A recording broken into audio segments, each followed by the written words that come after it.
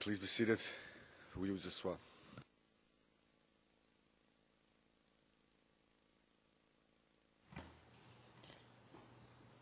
Maître Altit, vous avez la parole. Merci, Madame le Président. Maître Fovo-Ivanovic va maintenant aborder le fond de la preuve du procureur.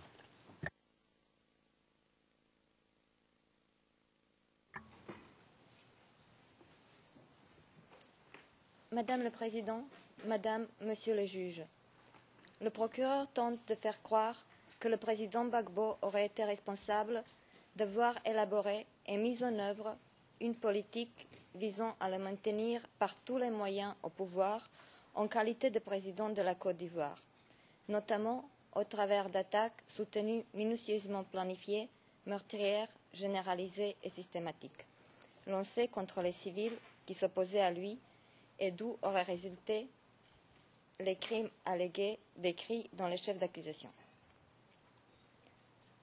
Le procureur n'apporte aucun élément probant au soutien de ces allégations.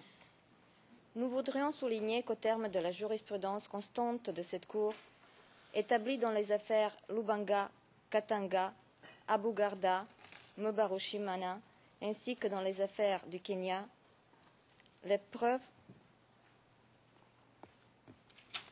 fournies par le procureur à ce stade de procédure devraient donner des motifs substantiels de croire que la personne a commis chacun des crimes qui lui sont imputés. Afin de parvenir à une décision favorable à sa thèse, le procureur devrait donc fournir les preuves concrètes et tangibles montrant une direction claire dans le raisonnement supportant ces allégations spécifiques. Mais avant d'entrer dans l'analyse des soi-disant preuves qui vous sont soumises par le procureur, il convient de souligner que ces allégations sont en soi vagues, imprécises, brumeuses et surtout politiques.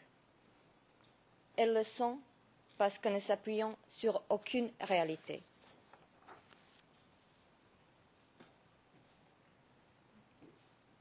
La défense rappelle que la finalité de l'audience de confirmation des charges est de renvoyer en jugement uniquement les personnes à l'encontre desquelles des charges suffisamment sérieuses ont été présentées, ce qui en fait un mécanisme tendant à protéger les droits de la défense contre des accusations abusives et entièrement infondées. Nous avons démontré que pendant toute la période en cause ici, depuis le 28 novembre 2010 jusqu'au 8 mai 2011, il y avait un conflit armé en Côte d'Ivoire. Le procureur ignore ce conflit armé et en conséquence, toute sa démonstration est fondée sur une situation imaginaire qui n'a jamais existé telle que le procureur la présente. Nous avons aussi démontré que les élections ne se sont pas déroulées de la manière présentée par le procureur et que l'annonce des résultats provisoires par la commission électorale ne pouvait en aucune manière être assimilée à la proclamation de résultats de la seule compétence du Conseil constitutionnel. En partant des prémices erronées qu'il s'efforce de présenter comme des vérités incontestables, le procureur ne pouvait que produire un document flou, imprécis et ambigu.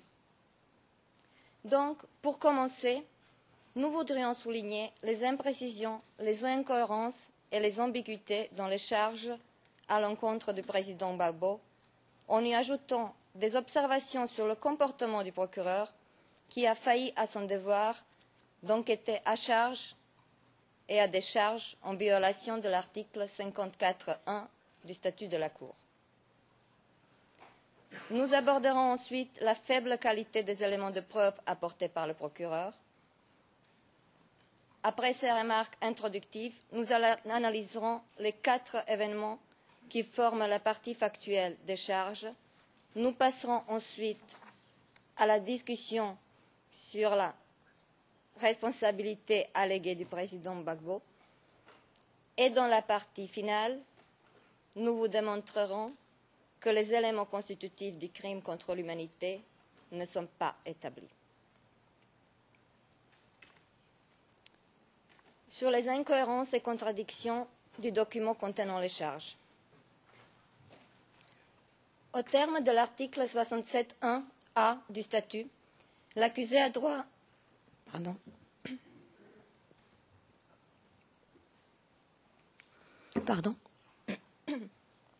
L'accusé a droit d'être informé dans le plus court délai et de façon détaillée de la nature de la cause et de la teneur des charges dans une langue qu'il comprend et parle parfaitement. C'est un droit fondamental de toute personne mise en cause qui s'applique conformément à la règle 121.1 dès la comparution de la personne devant la Cour, donc à toutes les phases de la procédure, y compris à la confirmation des charges.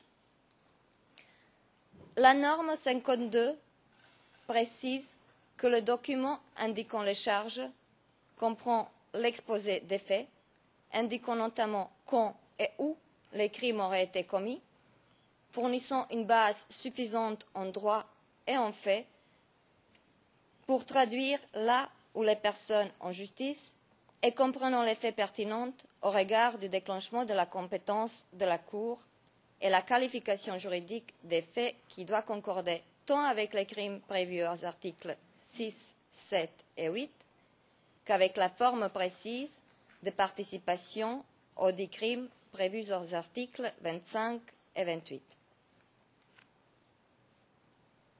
Le droit d'être informé de façon détaillée de la nature, de la cause et de la teneur des charges implique l'obligation absolue pour le procureur de produire un document clair, précis et dépourvu de toute ambiguïté. Ce n'est à l'évidence pas le cas du document contenant les charges à l'encontre du président Gbagbo.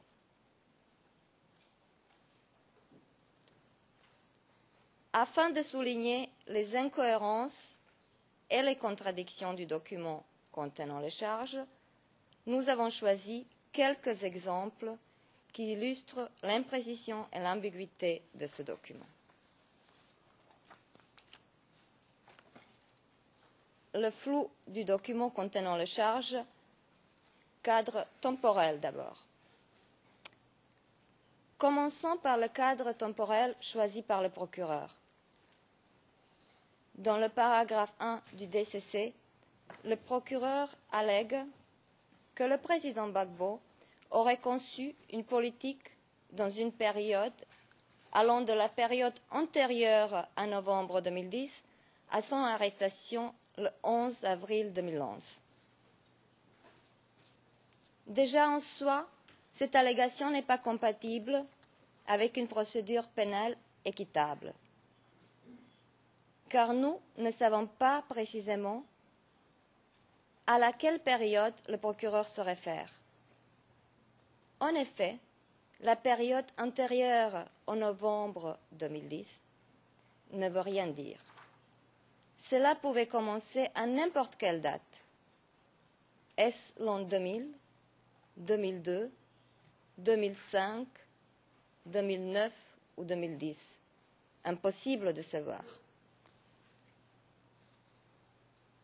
Plus tard, dans le paragraphe 4 du DCC, le procureur rétrécit un peu la période ciblée en alléguant que cette politique aurait été adoptée quelque temps avant l'élection de 2010. Mais la période reste toujours vague et indéterminée, car quelque temps avant l'élection n'est pas une période suffisamment définie pour les besoins d'un procès pénal.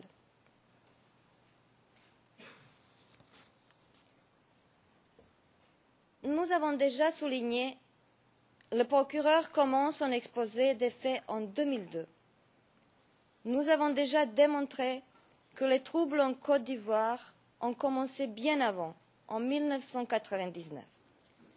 Ils sont donc antérieurs à l'arrivée du président Gbagbo au pouvoir. Nous avons aussi démontré que le procureur refuse d'examiner la réalité de l'histoire ivoirienne, refusant par là même de comprendre les causes de la crise en 2010. oublié pratiquement 10 ans d'histoire et, répétons-le, l'histoire tragique de la Côte d'Ivoire n'aide pas à fonder des allégations solides. Dans cette affaire, les charges sont portées contre une personne qui, pendant 10 ans, était président d'un État souverain. Par respect de la souveraineté de l'État ivoirien, respect de son peuple, respect de l'histoire du peuple ivoirien et surtout par respect de la justice et des droits de l'accusé qui était, je le répète, le président d'un État souverain, le procureur aurait dû relater les faits qui, pendant plus de 10 ans, ont plongé la Côte d'Ivoire dans la période la plus noire depuis son indépendance et qui ont été la cause directe des événements incriminés.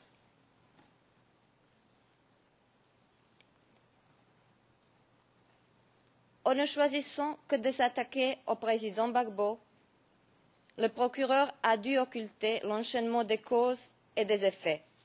Mais ce faisant, il a protégé ceux qui sont à l'origine des troubles. Les victimes ne sont pas identifiées. La période visée n'est pas la seule question indéterminée dans le document contenant des charges. Selon les allégations du procureur, il y aurait eu des victimes lors des 4 événements mentionnés et il y aurait des victimes lors d'autres incidents. Pourtant, aucune n'est identifiée. Les auteurs ne sont pas identifiés. Les victimes sont inconnues et les auteurs, connaissons-nous les auteurs des faits reprochés? Le président Gbagbo est mis en cause en tant que coauteur indirect. Il devrait donc y avoir des auteurs directs, ceux qui auraient physiquement commis les actes visés. Qui sont-ils? Personne ne le sait. Aucun n'est identifié. Passons maintenant aux notions juridiques utilisées par le procureur. Elles sont rares dans le DCC et lorsque le procureur se réfère à l'une d'elles, il le fait de manière incompréhensible.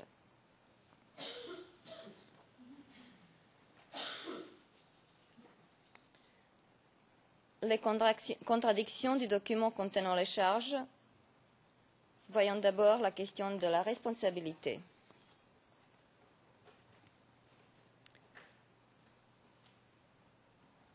Dans le paragraphe 1 du DCC, le procureur annonce que le président Gbagbo serait responsable des crimes qui lui sont reprochés en tant que coauteur indirect, ainsi qu'il est prévu à l'article 25.3a du statut de Rome.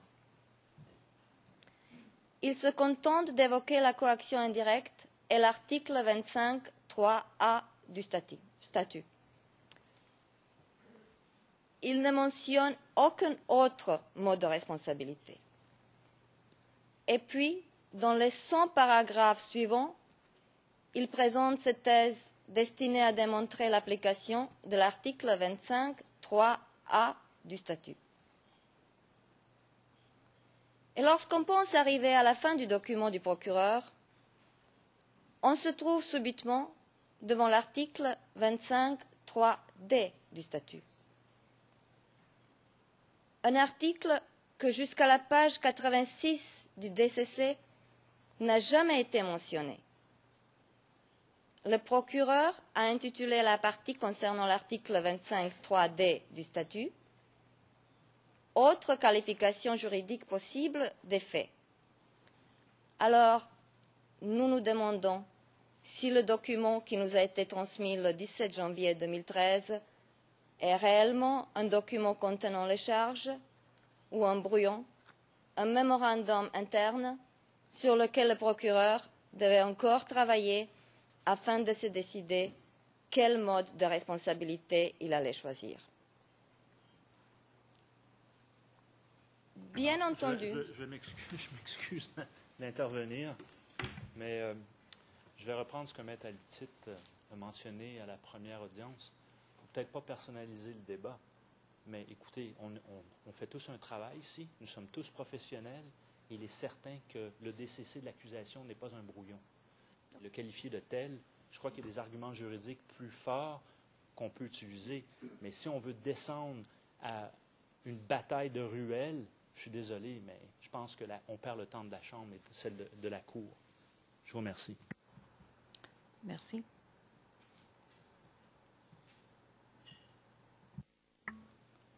Madame le Président, il n'y a vraiment rien de personnel dans ce que je viens de dire.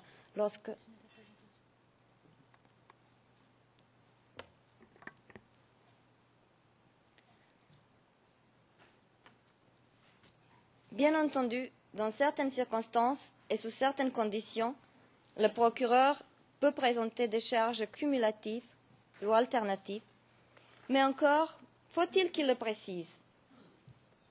À défaut, c'est le caractère équitable du procès qui est mis en cause.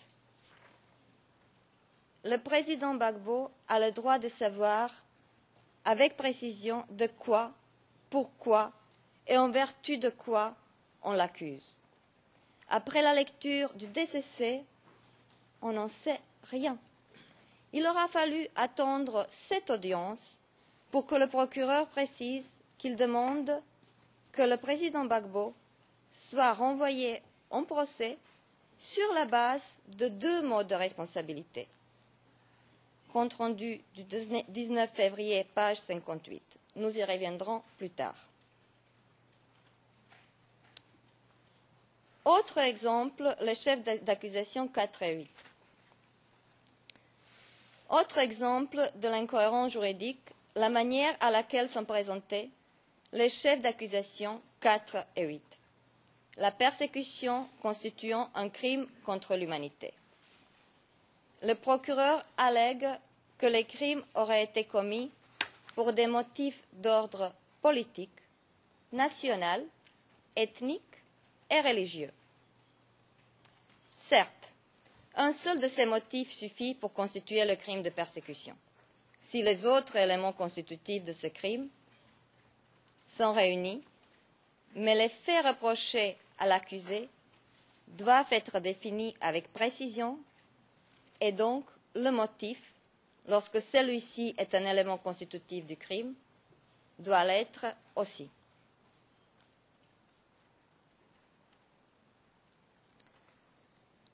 Les allégations du procureur selon lesquelles les crimes auraient été commis pour des motifs nationaux, ethniques ou religieux ne sont soutenues par aucun élément probant, mais elles sont même contraires à l'argumentation du procureur. En effet, dans le paragraphe 21 du DCC, après avoir indiqué que les victimes étaient prises pour cible pour des motifs ethniques, religieux ou nationaux, le procureur précise que les membres des groupes choisis étaient ciblés car ils étaient considérés comme des partisans d'Alassane Ouattara. Il ressort du DCC du procureur que les membres de ces groupes n'étaient pas choisis en raison de leur appartenance ethnique, nationale ou religieuse, mais uniquement en raison de leurs préférences politiques. La persécution ne devrait donc s'apprécier que sous l'angle des motifs politiques. Le procureur lui-même impose une telle conclusion, d'abord dans le paragraphe 4 du DCC, lorsqu'il allègue que la politique adoptée visait à attaquer le rival politique Alassane Ouattara, ainsi que les membres du cercle politique de celui-ci, et des civils considérés comme ses partisans. Ensuite, dans le paragraphe 21, où il précise que les cibles étaient choisies car elles étaient considérées comme pro-Ouattara, et finalement dans le paragraphe 33 dans lequel il réitère l'allégation formulée dans le paragraphe 4 du DCC. Bien entendu, nous contestons l'existence de la persécution en sa totalité, y compris la persécution liée à des motifs politiques. Et nous démontrerons ultérieurement que toute discrimination est d'ailleurs complètement étrangère au président Gbagbo, comme le reconnaissent tous les témoins de bonne foi.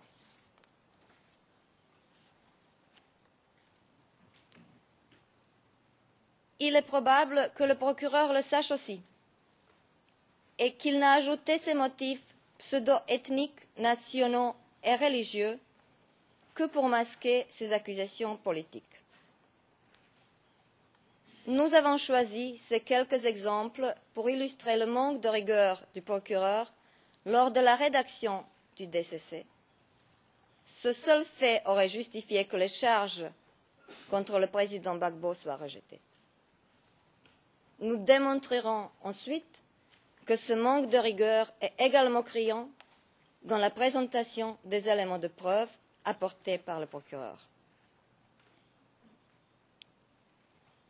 Le défaut d'enquête. Avant de passer à l'analyse des éléments de preuve apportés par le procureur, la défense souhaite souligner qu'au terme de l'article 54.1 du statut, le procureur, pour établir la vérité,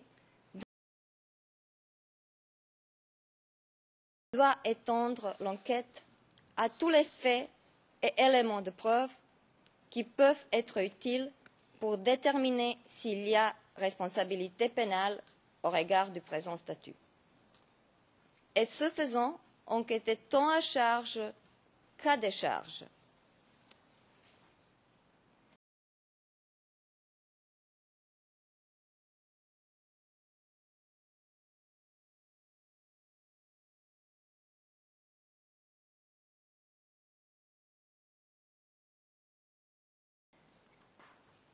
Dans la présente affaire, le procureur a failli à son devoir d'enquêter à charge et à décharge.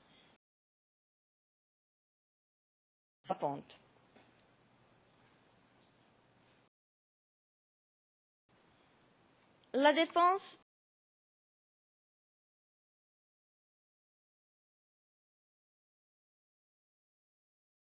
que les forces de